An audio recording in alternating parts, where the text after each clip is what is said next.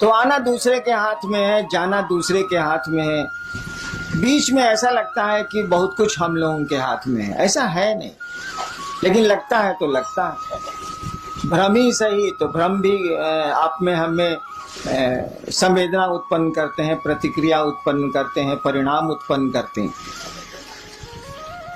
हम लोगों ने कहा लोगों को कि भैया महादेव से तो लेते ही लेते हो, लो यार कौन रोकता है, और उतना दे भी कौन सकता है जो दूसरे के पास जाओगे, लो जरूर लो। लोगों ने लिया है, हम आप क्यों दूबर रहे, हम आप क्यों कमजोर रहे। लेकिन ज्ञान भी लो नहीं यार, ज्ञान क्यों नहीं लेते हो? ज्ञान लोगे तो बहुत मामूली सी चीज से भी तुम बहुत बड़ा काम कर लोगे। हम लोग देहात में वो कहावत है ना कि गांव में एक होशियार रही तो कमा खा के जिए ली, 5 गो बुड़बक ओकरा भेटाए के चाहिए। तो ज्ञान का ये महत्व है। दिक्कत क्या है? दान तो बंटवारा में आप ले सकते हैं, जैसे महादेव को आप बाबा कहते हैं, बाबा की संपत्ति में आपका अधिकार है। शिव कहा जाता है कि चंदा मामा सबके मामा, शिव घर घर के बाबा। कहावत है ना, चंदा मामा सबके मामा, शिव घर घर के बाबा। तो बाबा में तो पोते पर पोते सबका अधिकार है भाई, उसकी संपत्ति में। तो भोग तो रहे, हवा उसकी, प्राण उसके, पानी उसका, पहाड़ उसके, नदियां उसकी, हम उसके, सब तो उसी के हैं। तो भोग तो रहे, और बिना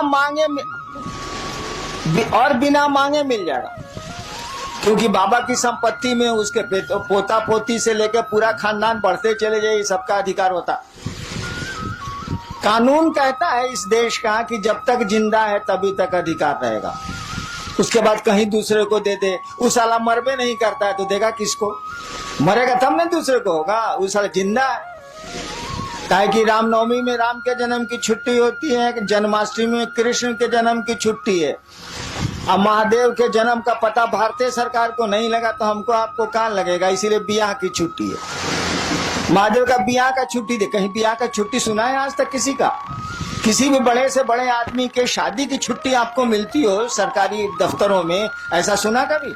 जन्म की मिलती है, पुण्यतिथि की मिलती है जिसमें वो शरीर छोड़ते हैं, पुण्यतिथि भी बहुत कम मिलती है, नहीं के बराबर मिलती है। जन्मदिन की छुट्टी मिलती है, जो हमारे यहाँ भगवान है या हमारे यहाँ जो पूज्य लोग हैं उनको उनके दिनों पर सरकार छुट्टियां देती है। लेकिन बियाह के दिन के छुट्टी मिला लोग है सरकार में, ये कभी सुनले बने रहे वालों नहीं। बियाह के दिन साला बियाह हो गए लोग, कौन बड़का बात बा। लेकिन महादेव के छुट्टी मिलेला महाशिवरात्रि, वो बियाह के दिन मिलेला। काहे कि साले सरकार कमबख्त सरकार को ही नहीं पता, हमको आपको क्या इतनी बड़ी हस्ती को नहीं पता है कि पैदा कब हुआ था। और जब पैदा ही नहीं हुआ था ये मालूम नहीं है तो मरेगा ही नहीं साला। इसीलिए बाबा आपका जिंदा है, आपको हमको हक है, लेकिन केवाला नहीं मिलने वाला। केवाला तो उसी के नाम से है। दान में एक बाप अपने बेटे को पूरी संपत्ति का पूरा टुकड़ा दे सकता है। 3 बेटे हैं तो 3 हिस्सा कर देगा वो। कहल जाला कि बंटवारा में चाउर अगर धुआ गई बात तो कर पानियों बटी, हाँ बटी, चावल का धुआं भी बढ़ता। ये हम आसमान से सीखा, धरती पर हम नहीं जानते थे इसको। चावल का धुआं भी बढ़ता है, लेकिन भाई साहब ज्ञान नहीं बढ़ता है। एक बाप अपने बेटे को, अगर 3 बेटे हैं 4 बेटे हैं तो वो 4 टुकड़े कर देगा। बंटवारा के समय चावल और आधन पर चढ़ा हुआ है तो पानी भी बांट देगा वो। लेकिन वह बहुत बढ़िया शिक्षक है तो ज्ञान नहीं बांट सकता है। उसका ज्ञान लेने के लिए उसके बेटों को उससे ज्ञान लेने की मानसिकता में आना होगा, उससे पढ़ना होगा।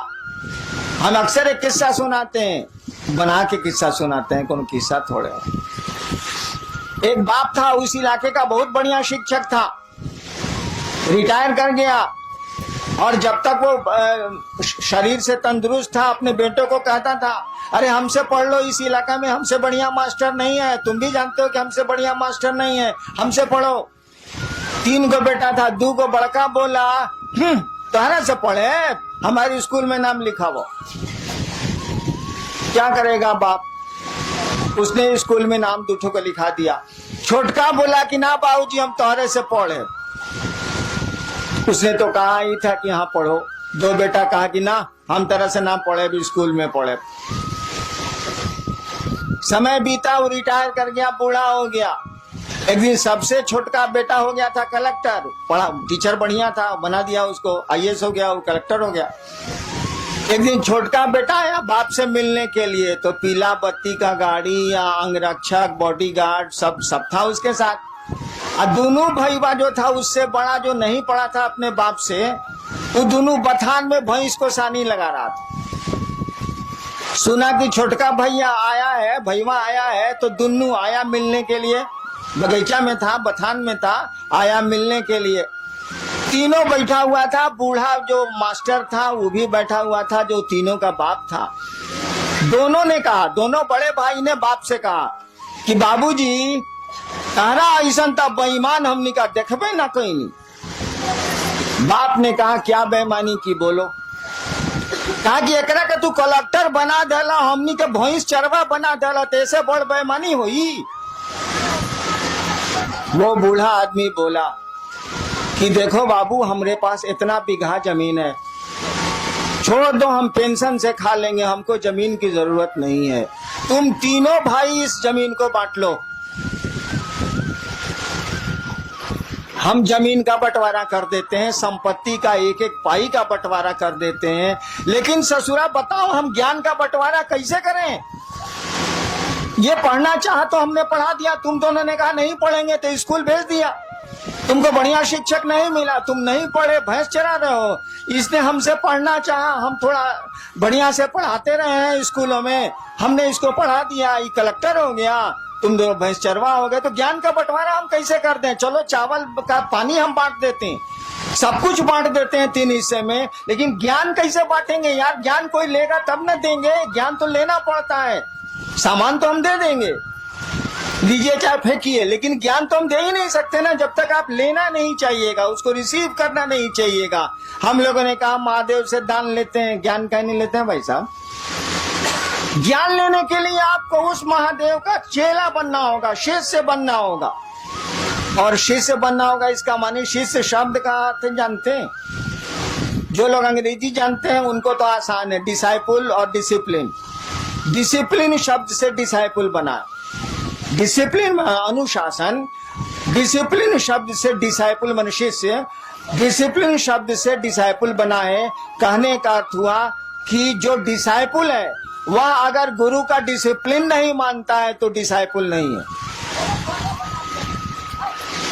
जो शिष्य है अगर गुरु का डिसिप्लिन नहीं मानता है तो डिसाइपुल नहीं है। शिष्य शब्द का भी वही अर्थ होता है। संस्कृत में शस धातु है, उससे बना है शिष्य शब्द, उससे बना है शासन, उससे बना है अनुशासन, उससे बना है प्रशासन, उससे बना है शिष्य। शिष्य का मानी होता है जो अंग्रेजी में मानी है वह हिंदी में भी है। शिष्य का मानी होता है जो गुरु का अनुशासन माने, वह शिष्य है, वह चेला है। गुरु जो कहते हैं वो करे, गुरु का अनुशासन माने।